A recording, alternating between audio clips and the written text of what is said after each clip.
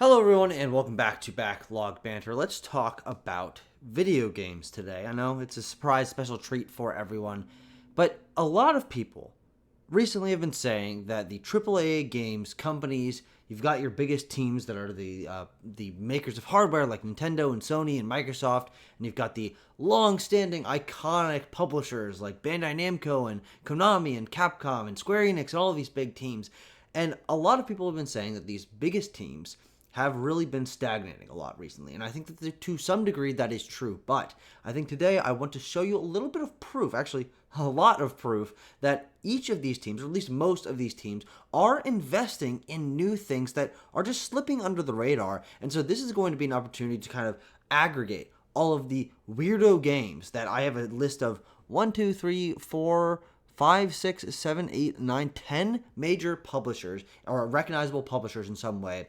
10 games from 10 publishers that have gone under the radar that are doing something weird. I think there's only like maybe 2 or 3 games here that are from previously existing IP, so a lot of new IP. A lot of these are games from independent studios. A lot of these are first games from new studios. So there is actually quite a bit of investment in new ideas, in smaller games that people are just kind of either ignoring to fit the narrative that these major publishers are not doing anything new, or they, which I think this is more likely, aren't aware that these games are happening. And because even for me, someone who's really tuned into all this, a lot of these games, you need to be tuned into a certain area. You need to be watching a specific area of their social media. You know, a lot of these games aren't on the biggest stages, or if they are, it's hard to tell that these are from these big publishers. So let's start going through some of these games. And we're going to start off with Nintendo. And this is a place that people might initially bristle at. But I think it's important to note that Nintendo this year has released 2 games that are from very small internal teams for them. The Dragon Drive team, I believe, was just around 20 people. Welcome Tour, probably not too much more than that. Both of these very cheap games. But I've got...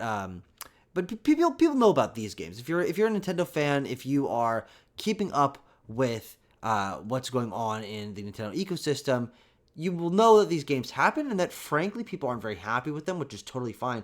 I don't love either of these games either, but it's important to give Nintendo credit where credit is due, that these are 2 new games, new IP for what that's worth with something like Welcome Tour, but new games doing new things that are being made by internal teams that are small. These are low budget games in the scope of a Nintendo project, probably made pretty cheaply and pretty quickly by what we know are small and also kind of unique combinations of internal dev team members from Nintendo that are, no thank you, goodbye, that are really bringing something new to Nintendo. And what will be really interesting to see is if the EPD4 team that made Welcome Tour, if the weird new combination EPD team from that made Dragon Drive, if they go on to make bigger projects, this is the kind of low cost, low risk investment that we want to see a major publisher like Nintendo do, even if they aren't going to completely pan out. And so, again, I don't love either of these games, but for the combined price of $30, 2 games that are on a very objective level, Nintendo first-party games that are being developed quickly and cheaply and trying new things and making new IP, credit needs to be given. And also, I think these are 2 of the worst games we're going to be talking about here today, 2 of the least interesting games. And so that is, a little bit of a discredit to Nintendo, but gives us a little bit more hope. Looking forward to the rest of the list here. Let's go back to Sony. Now, Sony's in an interesting position. A lot of these games might have asterisks on them, but I think it's important to bring them up in this wider investment of what Sony is doing right now in their publishing deals and things. The first game, and the major game that I really want to talk about here, is the game Midnight Murder Club, coming from Velan Studios. If you're a Nintendo fan, you might know them from the sort of RC car Mario Kart game that came out on Switch 5 years ago. They also did, I believe, Rumbleverse. They do some interesting multiplayer games. But Midnight Murder Club is a game... Are there not trailers on the PlayStation website? Are you kidding me? Okay, well, whatever. This is a first-person shooter where a multiplayer first-person shooter where you're in a dark hotel and all you have, or a dark mansion, all you have is a flashlight and your gun, and you're trying to kill people in the dark. And I played it with my friends. It's very cheap. This game's only $10. And you get to play it with your friends for free. So this is something that is, again, from a much smaller team. Villain is an independent studio. They are trying a bunch of new, weird little small things, and Sony is publishing this game. It just came out a couple of weeks ago and was in sort of an early access or a beta for a number of months. And this game is very fun. It's polished. It's well done, but people just don't really know about it because Sony's not really talking about it, which is a little bit frustrating to me, but we have to give them the credit. Specifically for this one, which is a new IP from a small studio made for probably significantly less than any of the other games Sony's published this generation. And so even if it's going under the radar, that doesn't mean it's not out there and doesn't mean that Sony's not trying new things. Another one that's a little bit more of an asterisk is Climate Station, which is definitely a low-budget project. But I use the word project instead of game because even though this is a Sony Interactive Entertainment published game, it says here, it is an interactive piece of media, an application you can download on your PS5 or PSVR 2. It's not a game in the traditional sense. It's more of a interactive history lesson on recent climate change. But I think it's pretty cool that with their massive, comedically large bags of money that they've got, that they can invest in something like this that is promoting positive social change and is using their internal development teams from SIE Europe to make something new. This team hasn't really made a game before. I don't know if this will mean that they'll be making more projects like this or making more traditional games in the future, but low investment, low risk, and it is free. It's free to play, free to check out. I recommend that people do. I think it's very interesting and one of the most interesting things that Sony's done this generation. Oh, and I also want to note that I'm calling these AAA games, but that's with the asterisk that they're all lowercase a in the AAA. This kind of game doesn't really have a denominator that people would easily understand. These are definitely coming from Nintendo, Sony, Ubisoft, Xbox, Bandai Namco, Konami. These are AAA publishers, without a doubt. But these games, in their production size and team size, budget size, are definitely not AAA games. And so I'm using this lowercase AAA as a thing. It's not AAA because they're not indie games. They're not being published by, they're not being self-published by indie teams or even published by much smaller or much smaller publishers. But I want to make a distinction there that these are not AAA games, they're not indie games, they're somewhere in between where the production reality of the team is probably more close to an indie game, but the funding is coming from and the quality assurance is coming from a AAA publisher. So they kind of operated in this middle ground that I think is actually very exciting and a space that I want to see explored more. Specifically from Sony, who is, and we're going to just kind of lump all this stuff in here, is working on these hero projects. And if you aren't familiar, this is Sony taking their money and investing that money in mostly not even publishing deals, but just funding of game studios in traditionally underrepresented markets or developing markets. So the first one, the longest lasting one, is the China Hero Project, which actually had 2 games released this year, AI Limit and Lost Soul Aside, which I have behind me. I picked it up today. And both those games come from comparatively much smaller teams. Lost Soul Aside is an interesting case because it's been in development for so long. I don't know what the budget on that game was, but it's important for us to note it here as Sony investing in something new from a small team. Yang Bing, the director, was just kind of cobbling a group of developers around him over the course of the last 10 years. And on top of the China Hero Project, in the last year or year and a half, Sony's introduced the India Hero Project, and the MENA Hero Project, or MENA Hero Project. But this year in February they announced Bloody Boots and Loco, 2 games funded by the India Hero Project. So Sony is funding them, even though there's no news on if they're being published by Sony. I don't think they are.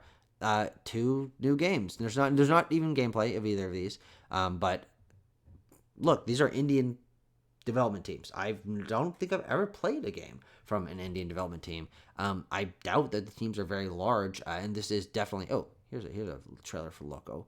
Let's take a look at this. This looks wild. It reminds me of 3D Dot Game Heroes. But yeah, look at this. This is weird. And Sony is funding this. They're giving money to this. So it's good to note that Sony is investing in new teams, smaller teams, new ideas. Both these, obviously, new IP, Bloody Boots. And the Mina Hero project. Also, this is Middle Eastern and North African game studios, which, again, can't say I've really played games from that area of the world. But Red Bandit, NC's Solution from Dark Emerald Games from the UAE. Here's a trailer for that. We can quickly give this a look.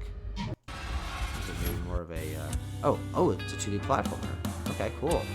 That looks very fluid. I like the visual style. The lighting engine's great. Cool. NC's Solution. And The Perfect Run from Lantern Studios from Tunisia. And Cat's Manor from Happy Dark Corner from Bahrain. Like, guys, this is definitely investment in new sides of the industry. Smaller teams, unique IP, new games. This is something you need to take into consideration when thinking about what is Sony doing. What are they bringing to the wider gaming industry? It might not be PlayStation Studios titles, even though Lost Soul Aside there's an upcoming game called Convallaria that come from the China Hero project that Sony is publishing. Of course, something like Stellar Blade was happening, and Midnight Murder Club. These are smaller games from different or non-traditional teams that Sony is helping with, but you got to point out the hero projects. I mean, that's a big part of what they're doing, and I hope that more people learn about these games, give them a try when they do release, because it's good to support the people who aren't from these massive corporations and are just bringing something new to the industry, especially from these other countries. I wanted to bring up Arc System Works here. Now, this is probably the smallest publisher that we'll be talking about today, but I wanted to talk about them in particular because they hosted a Arc System Works showcase in June that a lot of people watched, expecting the next Guilty Gear, the next Melty Blood. Is that that's a different thing? But a next big fighting game from ArcSys, which is totally reasonable. Though technically we did get that with Tokon, but whatever. And they said that they were going to be investing in new pillars of small-sized game development, mid-range, as he said. And their goal to produce many mid-range titles, give new developers a chance to try something new, and cultivate new creators and let developers pursue their dreams. And this comes in the form of a game that is actually already out and was a Switch 2 game. This game called Dear Me I Was. That is only $8. It is about an hour and a half long. It uses the mouse controls on Switch 2. It has this beautiful hand-drawn art style. I played it. I liked it. I thought it was pretty interesting.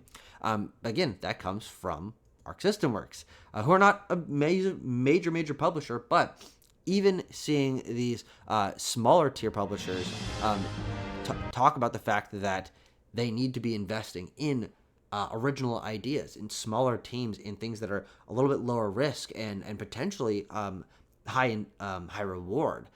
Even though something like Dear Me I Was didn't really seem to pay off for them. I mean, it might still be in like the top 15 Switch 2 games purchase wise, but that's not a particularly high bar. And they also announced this game called Damon and Baby here, which honestly doesn't really look like much to me. I'm sure this is an early build, but again, Arc System Works, they've gotten their success, they have their bag, and people know them as one of the best fighting game teams in the industry.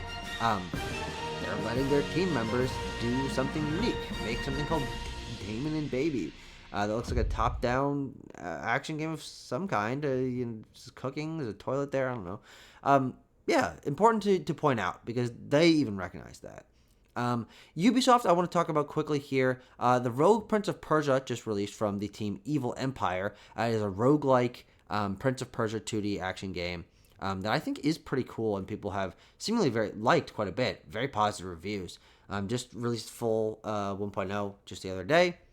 And this comes from Evil Empire, team that was a part of making Dead Cells. I believe they did Dead Cells DLC. And so they are an indie team. Evil Empire is an indie team. Sony Ubisoft gave them the rights to the Prince of Persia IP, which is a long-lasting and growing in relevance as of the last couple of years IP. And people seem to be liking it. It's definitely developed, even though it's funded by a larger team. It's definitely developed with that indie sensibility. And you've got to give Ubisoft credit for seeking out that kind of opportunity and funding a team like Evil Empire to put their own spin, a comparatively indie spin, from whatever that means, onto a long-standing IP, one of their most important IP in Prince of Persia. Another game here is Morbid Metal. This is the first game from the team Screen Juice. I don't think people know that this game was announced. I kind of found out about it like after it was announced. I'm like, what the heck? Ubisoft's got a action roguelike, Souls-like game here. The first game from a new team called Screen Juice. Ubisoft does not publish that many externally developed games outside of teams they own, so it's kind of cool that they've got this game here that has a pretty cool looking main character, and the action looks solid. That looks a lot like a Buster Sword, actually. That's funny. But yeah, this is compared to a Star Wars Outlaws or an Assassin's Creed game or a Far Cry game, which are what they're known for. This is a much smaller size project. It's a new IP from them, coming the first game from a new studio. So even Ubisoft, people crap on Ubisoft all the time. Even Ubisoft, you got to give some credit to for reaching out and supporting some smaller teams. Xbox Game Studios, they had Towerborn earlier this year, which comes from Stoic. I believe they made the Banner Saga games. This game is out in game preview, which is their stinking term for early access or beta or whatever. But you can play it on PC and you can play it on your Xbox. But yeah, that, again, a much smaller scale game that Xbox is investing in. They've done a decent job this generation with things like As Dusk Falls and Pentiment and things like that, bringing smaller games to the market. But Towerborn, I don't know a lot about. It doesn't look like my kind of game, but Xbox, keep it up. Keep giving small teams money, if that is something you still do. I'm just going to close all these. And of course, Keeper, coming from Double Fine. Now, Double Fine, a much bigger team than a lot of the teams we're going to be talking about here, but they're definitely the smaller, more independently spirited teams that Microsoft has under their wider umbrella. And I do want to point out that even though Keeper, which I'm very excited about, coming this year, new IP, new idea, never played a game as a lighthouse before, Microsoft Xbox Game Studios are investing in new ideas. It's not all the same. Forza Gears Halo. They've got a lighthouse game this year. But I also wanted to bring this up because there was a Keeper-related interview that Tim Schafer, the studio head at Double Fine, did, where they said that they were going to be doing multiple projects, or they're currently doing multiple projects, and that they're all original IP. What is it? Psychonauts 2 took them such a long time, and obviously was a sequel, and is one of my favorite games of all time, but they wanted to sort of flip-flop back to where they found their bread and butter in just trying a bunch of different things. And so the fact that this team that has delivered some of my favorite games of all time is doing multiple projects, and they're all new IP, and one of them is a Lighthouse 3D action game, is big and shows a side of Xbox Game Studios and the wider Microsoft Games umbrella that is bringing new blood, new interesting ideas to the wider ecosystem. I really want to shout out the next two publishers, Bandai Namco and Konami. These are the two that really keyed me into this something that is actually surprisingly big this year, that in terms of number of titles. Bandai Namco, you think of Pac-Man, you think of Tekken, you think of Ace Combat, maybe something like that, Katamari, one of those coming out later this year. But they have 3 new IP, 2 from external teams, 1 from a new internal team that are definitely that new IP, something weird, smaller budget, smaller team size game. One of which I've had the pleasure of talking to, the game Battle Train. I talked to the lead dev at Terrible Posture Games, who are an independent studio. They're like 12 or 15 people, I think. Joe said to me, and this is a turn-based card battle train game. It says it in the title. That Bandai Namco is publishing, or they published in June. and it really has not done very well. I really wish that they promoted it a little more. I do think the game is cool, and Terrible Posture is a very fun team. They're always trying to do something new, and this one definitely they succeeded because I've never played a game like Battle Train. But shout out to Bandai Namco for getting Battle Train out to the world. This game that from any other developer or any other publisher, people would be like, oh, that's just an indie game. But Bandai Namco found it. And Bandai Namco, who does not traditionally publish these random new IP games from a relatively unknown studio, and certainly a small studio, they did it. And I played this game and thought it was cool. And coming up, that's not it. They also have Toa and the Guardians of the Sacred Tree coming from Brownies, which again, new IP, something not traditionally associated with Bandai Namco, supporting a smaller independent studio, like they're not owned by Bandai Namco, to bring something new to their slate and something new to the industry. I have a friend who's played some of this and thought it was really good. Let's get the gameplay going on here. Is there not a video of the gameplay? Are we serious here? There's something going on here. It's actually funny that this game reminds me quite a bit of Towerboard, just in the top-down action structure of it. Though I haven't played either of those games, so I don't know too much about them. But Toa, love the art style and love the fact that Bandai Namco is using their success to fund interesting projects like this. And then finally, actually just released today as of recording, is Hirogami, which comes from the Singaporean side of Bandai Namco Studios. I don't think that they have put out a game yet. It's not. Oh, it's interesting. I didn't realize it wasn't being published by Bandai Namco. It is in Japan, I think. But yeah, this is a 3D action game that is like an origami style game called Hirogami. It's very, very cool. Reminds me a lot of Tearaway. And Bandai Namco taking some of their teams, giving them a new idea, or letting them come up with a new idea and letting them just kind of run with it. Interesting that it's not published by them. I don't really know what that signals, but those other two were, and so this kind of three-peat here of small games from internal teams, from external teams, all new IP.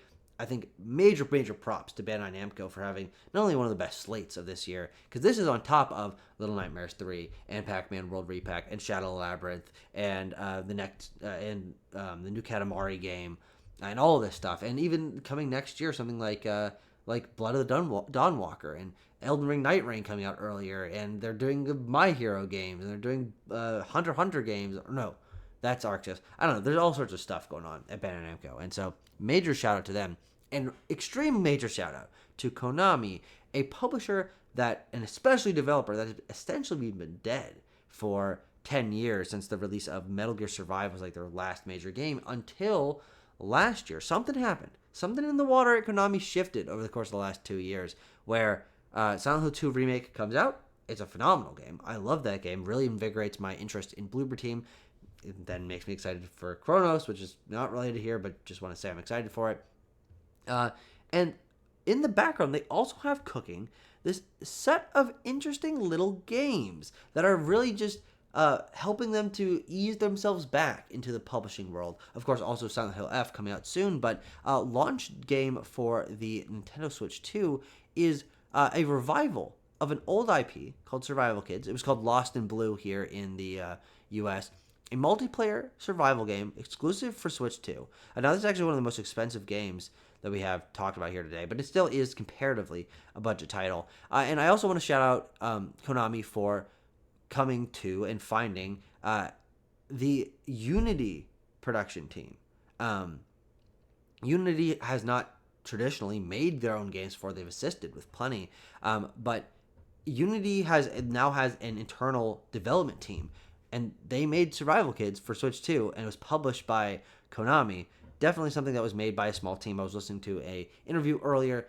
It's just a team inside of the Unity main studios that are now developing their own games for the first time in Unity's long history, which is really, really cool. And getting Konami hearing about this and teaming up with them and giving them the support to get the game out, I think is very cool. Then this is the game that I played out of all of these, played the most of. Delivered at all costs. I streamed, and I think this game is really, really cool.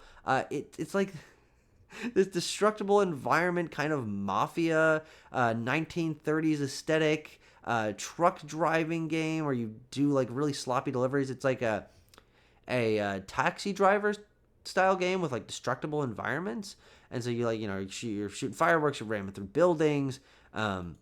It's really, really cool. It's kind of GTA 1 or 2 style, top down. I mean, Studio Far Out, this is their first game, I believe, and Konami found them, published this totally bizarre game that is a new IP, and nobody's really talking about it. I mean, 199 reviews in what, 5 months is not very good, but I think it's just because Konami isn't quite in the swing of things yet. I mean, I hope that if they continue doing this kind of smaller scale project, which please keep doing that, even if they aren't massively successful. I'm sure that the cost to make this was very low, given how small a team Far Out Games is.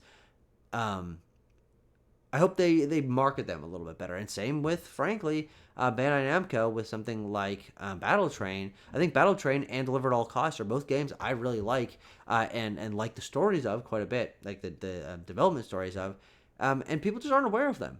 And that's, again, why I think people are erroneously making these claims that these major publishers are not investing in new IP and new ideas, is because they just don't know about these games. Delivered at All Costs isn't a phenomenal game. It's something that's very cool and small and niche, but Konami publish it. They're the ones that help get it to the world, so you got to give them credit for something there.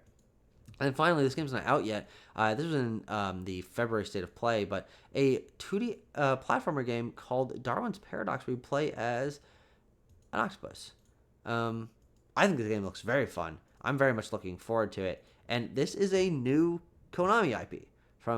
This is ZD2 Studios' first game. So we've got 2 games here. Actually, all 3 Konami games are from first-time teams, small teams with new IP. Well, not Survival Kids, but mostly new IP in totally new genres for Konami, a publisher that's really just coming back to the industry. So a really massive shout out to Konami, frankly, maybe even more so than everyone else. I really love what Konami has done this year, and I'm really excited for Darwin's Paradox, which I will definitely be playing. Sega, I have here mentioning Shinobi Art of Vengeance, which comes from Lizard Cube, who they've actually worked with before. They did Streets of Rage 4. Apparently this game is excellent, and I definitely want to play it myself. A 2D action, I think, like sort of Metroidvania revival of Shinobi that is definitely produced for a much smaller budget than most Sega's games. And this initiative of rebooting their old IP with indie teams making these games and giving them a fresh lease on life, so they're not just Atlas games, RGG games, and Sonic games. Sega is becoming something a little bit wider by seeding their money and their IP to these other teams. We know that there's a Crazy Taxi game coming. We know that there's a Golden Axe game coming. We know that there's Jet Set Radio is coming. Very, very cool, all this stuff. And Shinobi Art of Vengeance is the first one of those, coming from a small French studio that is bringing a very distinct and smaller scale flair to the Shinobi series that has been, frankly, I think the last one it's been dead for a long time. I think the last one was on 3DS, maybe. This game is, apparently it's great. So that's high on my list to purchase. And then I also want to shout out another team that I did an interview with, the Nightling, made by Twirlbound. This game is awesome. It's so much fun. It's so fluid. The main character, the Nightling, is so expressive. The combat is solid. The movement is just so much fun. The world is fun to explore. It's just so ambitious for a team, I think, of less than 20, something around 15, being published by Saber Interactive, which is one of the up-and-coming bigger publishers that really have a lot of projects going on in previously established IP, things like Hellraiser and Toxic Commandos and World War Z and Space Marine, Quiet Place. And then among the road sim games, the truck sim games, the big IP, the action games, comes the Nightling, which you play as this little tiny guy. He's got a big shield, and you can surf around on it. And shout out to Saber for backing this team. I think the game is amazing. I had a great time playing it. And I really hope Saber does continue this investment in smaller games, but there isn't really too much to back that up right now, so that's just kind of hoping on my end. I do believe that one of their upcoming games, a game called Busbound, is being made by a pretty small team. Excuse me. Oh wait, no. Never mind. Sorry, this team makes Bus Simulator games. Okay, that's fine. But they're teaming up with them. Actually, I'll need to look a little bit more into that Busbound team before I say anything definitive. But I love the Nightling, and I shout out to Saber for publishing it. And then finally, I want to talk about Epic, because Epic publishes Fortnite, and they publish all the games within Fortnite, but they don't publish too many games external to that. But cooking in the background for a number of years, given the knowledge that I have, is this Epic Games publishing label. They published Alan Wake 2, one of my favorite games of all time. They're publishing the upcoming Fumito Ueda game with Gen Design that we got a trailer for last year at the Game Awards. But there also are these 3, announced at Summer Game Fest, 3 small-scale, very unique games, presumably all coming out next year in 2026, that are all very, very different. Let's first take a look at End of Abyss here, coming from Section 9 Interactive. It's a top-down horror game with, like, oh, look at that. It reminds me of Inside. Really interesting color and lighting engine here, very blue. I think this looks awesome. Like, this is definitely my kind of thing to play. End of Abyss is a cool name. We don't get a lot of top-down shooters like this. Look at that. Well, that was wild. That's a weird guy. I'm really excited for this. And the same goes for, not necessarily Infinitesimals. This is not necessarily my kind of game. But again, in that same Epic Games publishing, as you can see here, realm, this is the first game, I believe, from Qubit Studios. It is a survival shooter where you're a tiny little guy. Is there any gameplay? Or is this just a vibe trailer? It might just be a vibe trailer. But yeah, it's kind of a competitor to Grounded, I guess, in some way. But coming from a new small team, it's their first game, and it's a new IP that Epic is publishing. Fortnite made this possible. Fortnite made Epic Game Store possible and made Infinitesimals possible and End of Abyss possible. And the final game we're going to talk about today is Out of Words, another game that was revealed at the at Opening Live at Summer Game Fest. A stop motion game where you play as 2 characters who can't communicate verbally and then must communicate through other means. Gravity shifting, 2D puzzle platforming co-op game with claymation aesthetic coming from a new studio. Like, how much more weird can you get? How much more wild? How much more new IP? Small team trying something totally bold. And it's Epic. It's Fortnite, the biggest game in the world, that is funding this game to happen. And through all of this, through Sony taking their Spider-Man and God of War money to give it to Velen, a little bit of it to Velen to make Midnight Murder Club. And even if the game isn't massive, it's really cool, and it's new, and it's a new IP. It's something different from Sony. And, of course, Ubisoft and Xbox and Bandai Namco and Konami. And it's everywhere. All this stuff that people just do not know about. These major publishers have life in them. There are teams at these studios reaching out to small teams to give them the funding to try bold projects. Sony is reaching out to teams in North Africa, in the Middle East, in Bahrain, and the United Arab Emirates, and China, and India, and guys, the lifeblood of the industry may be indie, but some of that interesting, unique indie energy is actually coming from these major publishers that are the ones that people say are just slopping out all this stuff. That might be true. I'm not going to cast a judgment call on bigger games because I love those games. But there are these other sides to these teams that I really hope people now take into consideration. If you learned a little something from this video, let me know if one of these games caught your eye. I showed gameplay of most of them. The names are all here on the screen for you to check out. But please talk to people about these games. Share the links to these games. They're available on a lot of platforms. And I just want people to know that the AAA gaming industry is not dead. Some of those games just might only be AAA lowercase. Thanks for watching.